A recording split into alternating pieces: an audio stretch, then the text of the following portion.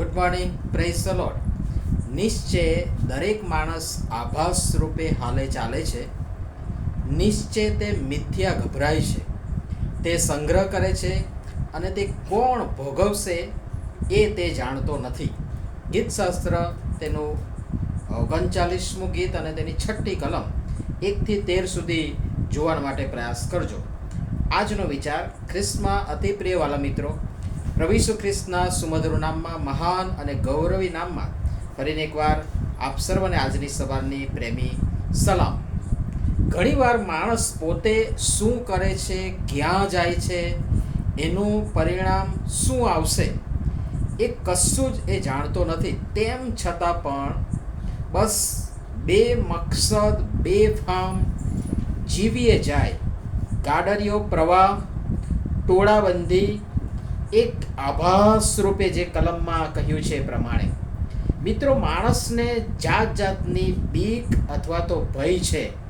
સારું પાત્ર ન મળે તો, સારી નોકરી ન મળે તો, સારો ધંધો ન મળે તો, સારો વ્યવસાય ન મળે તો, વ્યવસાય ન ચાલે તો ચાલે કે ન ચાલે એ ચિંતા, છોકરા સંબંધી ની ચિંતા, છોકરા સારા સીધા ન નીકળ્યા તો, આડા અવળા માર્ગે જશે તો, ધન હોય તો તેને સાચવવાની ચિંતા કે વધારવાની ચિંતા, અને ના હોય તો ધનને ભેગું કરવાની ચિંતા.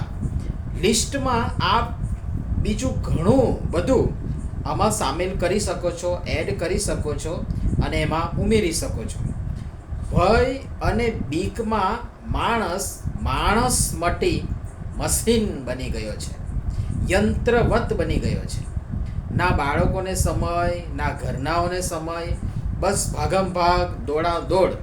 અને એટલે જ મશીનની જેમ રોબોટને હાર્ટ હોતું નથી, હૃદય કે દિલ હોતું નથી, લાગણી હોતી નથી, એ કોઈને પ્રેમ કરી શકતો નથી, એમ એ મશીનરીની જેમ, રોબોટની જેમ એ પણ લાગણી વિહીન બન્યો છે.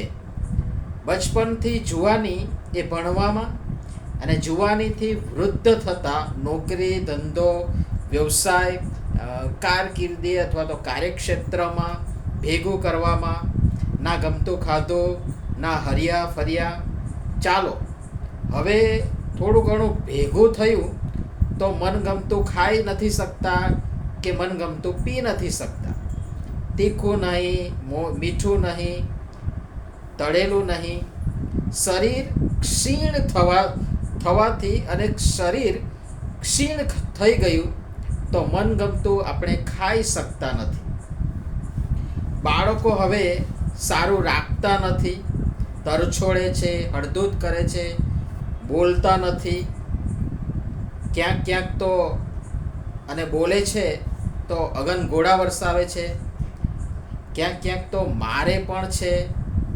બાળકો હવે કહ્યામાં રહ્યા નથી અને માટે ધનના ઢગલા કર્યા એ હવે કશાય કામના રહેતા નથી. હા, સંગ્રહ તો કર્યો, પણ હું એને ભોગવી સુખ, શાંતિ, સંતોષ પામવાની ખોટી જે આશા લઈ બેઠો હતો એ તો હવે ઠગારી નીવડી રહી છે. પણ હવે શું? અબ પછતાએ ક્યાં, જબ ચિડિયા ચૂપ ગઈ ખેત. અને માટે મિત્રો, કશાની ચિંતા ન કરો, કશાની બીક કે કશાનો ભય ન રાખો.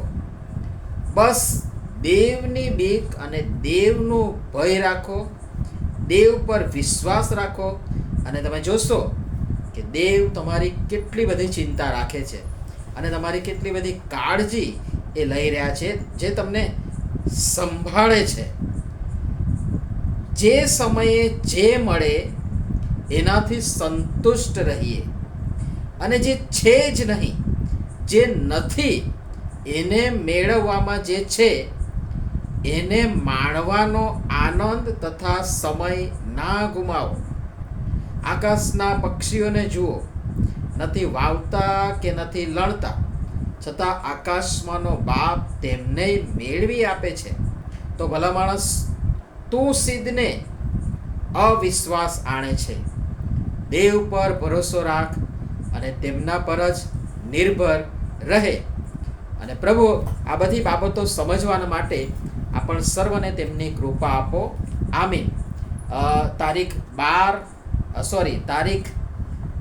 9/5/2024 રોજ અમારા લગ્ન જીવનને 12 વર્ષ પૂર્ણ થયા અને અમારી વેડિંગ એનિવર્સરી હતી.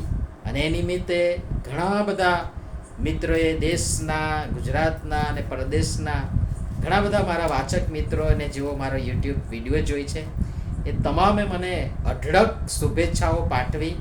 ઘણાના ફોન આવ્યા, મેસેજ આવ્યા, વોટ્સએપ આવ્યા, રૂબરૂ મળ્યા અને ઘણી બધી શુભેચ્છાઓનો અઢળક લાગણીનો વરસાદ વરસાવ્યો. અને તેથી આપ સર્વની લાગણીને માટે, પ્રેમને માટે ખૂબ ખૂબ આભાર અમે કુટુંબ તરીકે માનીએ છીએ.